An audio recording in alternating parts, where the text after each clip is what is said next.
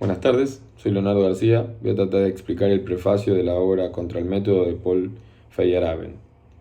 Elegí el prefacio porque lo encuentro sumamente rico y en él se condensan la mayoría de los temas que después el autor va a desarrollar y profundizar en los capítulos subsiguientes. Si hay un concepto que me ha llamado poderosamente la atención es el de anarquismo metodológico o epistemológico. Veamos un poco la base argumentativa que utiliza el autor. Feyerabend considera que ni el mejor historiador ni el mejor metodólogo pueden describir acabadamente con los detalles, con la riqueza de características, precisiones que tienen tanto la historia en general como la historia de las revoluciones en particular. Justamente eso lo lleva a preguntarse retóricamente si es posible que un simple conjunto de reglas puedan explicar el progreso y el avance de la ciencia, o bien si el éxito de los hombres de ciencia puede ser posible sin apartarse de ese método. De esta argumentación emerge una distinción que se realiza entre teoría epistemológica y práctica científica. La primera, con reglas, estándares claros, objetivos y sistemáticos, ciertos e infalibles, mientras que la segunda parte de aquellos, pero cae en error.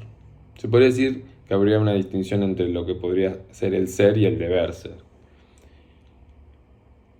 La mirada del autor se fija en esta ausencia de que se le haya dado importancia a la teoría del error, porque él considera que el científico tiene que ser provisto, dotado de una teoría del error para poder reconocerlo y poder convivir con él y admitir que él mismo va a quizá añadir otros errores a la historia de la ciencia y de la ciencia misma.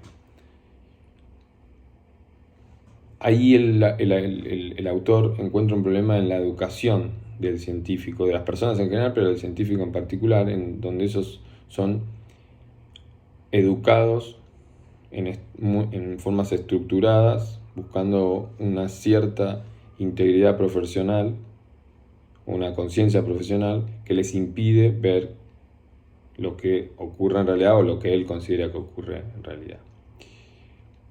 Aquí me gustaría hacer un paréntesis porque cuando leía el texto siempre me preguntaba si no caía en una falacia naturalista, una suerte de falacia naturalista del autor, porque él intenta o extrae predicciones prescriptivas desde la base de hechos reales históricos que ha observado. Y justamente hay un reconocido salto lógico entre los hechos y el deber ser, porque algo ocurra no es provechoso o deseable que eso ocurra.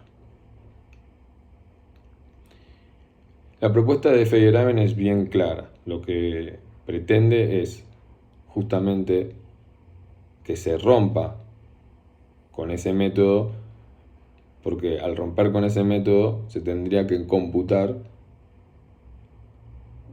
la síntesis pasiva del científico, porque él hasta reconoce que cuando se intenta adoctrinar a los científicos en la pureza de un método, se trata hasta de reeducar su lenguaje, que dejen su sentido del humor, la metafísica y su religión.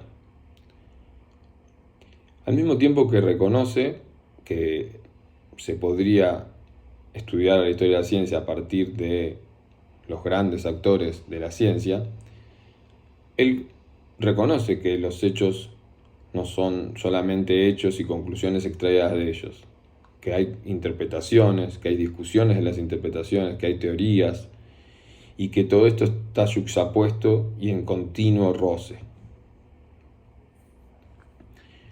Finalmente él reconoce que no hay hechos desnudos, o como el doctor Strasser decía, los hechos no hablan solos, sino que la ciencia está dotada de estas interpretaciones y por eso es tan caótica y compleja. Y justamente por eso es incompatible con ese conjunto de reglas, estándares y compartimentos sistematizados. Es muy llamativo cómo tanto en el prefacio, cuando termina el prefacio, utiliza una cita que después vuelve a usar al final de su obra. Es una cita que Damián Andrada ha utilizado en sus clases para mostrarnos parte de lo que era su pensamiento. Si tuviera que concluir cuál es o qué es lo que pretende dejarnos Feyerabend, me parecería que lo más indicado sería pensar que la ciencia no se puede regir solamente por reglas fijas. No es realista esa visión porque está viciada, pierde de vista justamente lo que él llama la individualidad de la persona y el talento de la persona que hace ciencia. Él justamente lo asimila al arte y nos enseña que esa división es artificial y mentirosa, la del arte y la ciencia. Justamente me parece muy, muy elocuente la cita en la que dice que cuanto más sólido y bien definido y espléndido es el edificio elegido por el entendimiento, más imperioso es el deseo de la vida por escapar de él hacia la libertad. Espero que haya sido suficientemente claro.